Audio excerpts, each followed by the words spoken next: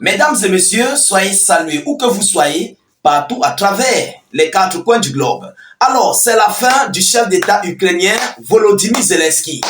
Ah oui, il vient lui-même d'ouvrir sa caisse tricolore et ouvre une boîte indépendante à la Russie après ce rejet qu'il a fait au niveau de cet appel de M. Donald Trump. Chers dames, chers messieurs, la Russie est sortie de son silence et ils ont commenté cet appel qui a été rejeté. Ils ont parlé par rapport à cet appel parce que M. Donald Trump était en train de parler pour des négociations de paix. Alors, vous savez que M. Trump est quelqu'un qui est déterminé. Plus précisément, par rapport à ce conflit russo-ukrainien, il veut mettre la paix. Alors, c'est par rapport à cela qu'il appelait Zelensky. Et Zelensky a rejeté. Mais l'Ukraine, plus précisément, Zelensky ne connaît pas ce qu'il vient de faire. Et la Russie vient de prendre l'opportunité sur cet appel que Zelensky a rejeté pour faire de ça une arme contre l'Ukraine. Chers dames, chers messieurs, les Russes sont très malins. Vous allez comprendre par A plus B que Zelensky a créé lui-même sa propre fosse. Et il est entré, il reste qu'on verse la terre. Ah oui, c'est de ça qu'il s'agit. Alors, vous savez que la Russie veut les négociations de paix, mais avec ses conditions. Monsieur Donald Trump a besoin de la paix, mais avec ses conditions à lui. Volodymyr Zelensky a besoin de paix, mais avec ses conditions qui sont contradictoires à celles de M. Donald Trump et qui sont contradictoires à celles de la Fédération de Russie. Alors aujourd'hui, la Russie saisit mais complètement l'opportunité et se retourne cet appel de Trump contre M. Zelensky. Qu'est-ce que la Russie a dit dans ses commentaires par rapport à ce qu'ils ont relayé sur leurs médias? Et qui est-ce qui annonce, qui est-ce qui relaie cette information? Mesdames, mesdemoiselles et messieurs, la situation serait compliquée pour le chef d'État ukrainien. Il faut le dire, il faut le savoir. Nous allons entrer dans les décorticages et les analyses. Vous allez mieux comprendre cette situation. Vous comprenez? Alors, qu'est-ce qu'ils nous disent? Rassurez-vous avant tout de sécuriser la vidéo avec beaucoup de j'aime. Mettez suffisamment de j'aime. YouTube, j'ai confiance. Vous êtes des gars très humbles. Je tire d'abord un coup de chapeau. Vraiment, merci et félicitations parce que le travail que vous faites, c'est vraiment extraordinaire. Facebook, merci aussi à vous. Soyez vraiment salués depuis vos positions respectives. Alors, partagez la vidéo pour permettre à nos différents frères et confrères de nous rejoindre sur notre vidéo d'actualité. Parce qu'ils ne savent pas comment faire pour nous rejoindre. Mais grâce à vos partages, ils vont facilement nous retrouver. Ceux qui sont venus sur la vidéo, sur nos différentes vidéoconférences sur YouTube comme sur Facebook, par suggestion ou bien au hasard, n'hésitez pas de cliquer sur notre chaîne YouTube, sur le bouton s'abonner pour ne plus rater notre page. Et aussi, cliquez sur la cloche de notification pour recevoir nos actualités à la seconde et à l'heure. Vous comprenez? Faites-le vous-même, vous verrez. Cliquez sur le bouton s'abonner là en dessous et vous cliquez sur la cloche de notification. Vous recevrez toutes nos vidéos. Pareillement à Facebook, cliquez sur suivre là en bleu en dessous. Alors, qu'est-ce qu'ils nous disent, mesdames et messieurs? Le Kremlin a commenté l'appel de Trump à des négociations avec l'Ukraine. Ils ont commenté cet appel parce que M. Trump voulait causer pour des négociations. Et c'est ce que Zelensky a rejeté. Zelensky dit qu'il n'a pas besoin d'un accord de paix sans garantie de sécurité. Pour lui, sa garantie de sécurité, c'est que l'OTAN les forces otaniennes doivent être sur le champ de bataille, donc sur le sol ukrainien. À défaut, l'Ukraine doit être dans l'OTAN. Voilà ses garanties de sécurité. Ce que Vladimir Poutine ne veut pas. Et il est inadmissible que les forces étrangères se retrouvent sur le front pour de la paix. Vous comprenez? Alors, le président Poutine a déclaré à plusieurs reprises que la Russie était ouverte aux négociations sur l'Ukraine et saluait des initiatives de paix émanant principalement des pays du Sud, de nos partenaires des BRICS, de la Chine, de l'Inde, du Brésil et de l'Afrique du Sud, a déclaré le secrétaire de presse présidentielle Dmitry Peskov. Ça, c'est pour dire quoi? C'est pour déjà envoyer des signaux à M. Donald Trump que nous avons parlé de ça. Tu vois toi-même ce que Volodymyr Zelensky est en train de faire. On avait parlé de ça. Vous comprenez? C'est une politique, c'est très stratégique.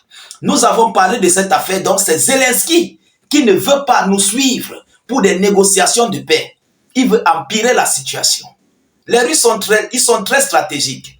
Alors, il continue en disant, selon lui, la position russe sur l'Ukraine est bien connue. La position russe sur l'Ukraine est bien connue et les conditions d'une cessation immédiate des hostilités ont été fixées par le président Poutine en juin de cette année. Vous comprenez où ils veulent en venir? Est-ce que vous comprenez où les Russes veulent en venir? C'est toujours pour dire à M. Trump que ce n'est pas nous, Russes, qui refusons des négociations de paix. Toi-même, faut voir, toi Donald Trump, faut voir avec ton Zelensky là. Le président russe avait émis des accords de paix en juin. Voilà aujourd'hui, Zelensky rejette ton appel. Il ne veut pas aller sur la table, donc ce n'est pas de notre faute. Vous comprenez un peu, mesdames et messieurs. Alors, il continue en disant, il est important de rappeler que c'est l'Ukraine qui a refusé. Vous comprenez? Il est important. Il s'adresse au monde, mais plus précisément à Donald Trump. Monsieur Peskov s'adresse au monde sur les médias, mais précisément à Donald Trump et son administration. C'est pourquoi il dit, il est important de rappeler que c'est l'Ukraine qui a refusé et continue de refuser les négociations par rapport à l'appel de M. Trump, par rapport aux différentes cessations de conflit que M. Trump envisage de poser. Vous comprenez? Donc, ils veulent faire comprendre à Trump que nous, les Russes, on connaît déjà. Nous, on connaît. Donc, maintenant, c'est à toi de bien voir. On avait insisté sur ça. Zelensky ne veut pas aller sur la table de négociation. Donc, que cela ne te surprenne pas. Alors, de plus, Zelensky s'est interdit, ainsi qu'à son administration, tout contact avec les dirigeants russes, parce qu'ils avaient créé une loi, ils avaient adopté une loi qui d'abord, premièrement, cette loi devrait limiter mais complètement le contact avec la Fédération de Russie. Ça doit limiter mais complètement des négociations de paix. Donc, pour qu'ils puissent aller sur la table de négociation, il faut d'abord retirer cette loi martiale. Il faut la suspendre. Et ce sont les députés qui avaient voté cette loi. Il faut suspendre cette loi et il faut que Zelensky soit réellement président parce qu'il n'est pas président. Il n'est pas officiellement président. C'est un putschiste là où il est là. Son mandat était expiré et Vladimir Poutine aime causer avec des gens qui sont sûrs, des gens que le peuple a choisi. C'est ça la règle de Poutine. Pour causer avec Zelensky, il faut d'abord qu'il soit président. Donc on lance les élections. Alors, quelque chose que Zelensky ne veut pas faire, quelque chose que l'Ukraine et ses alliés ne sont pas prêts à faire, quelque chose qui est d'ailleurs compliqué pour les Ukrainiens. Donc, la Fédération de Russie s'est basée sur ce comportement de Zelensky pour s'exprimer en leur faveur envers Donald Trump. C'est pourquoi je disais au départ que Zelensky a creusé son propre puits.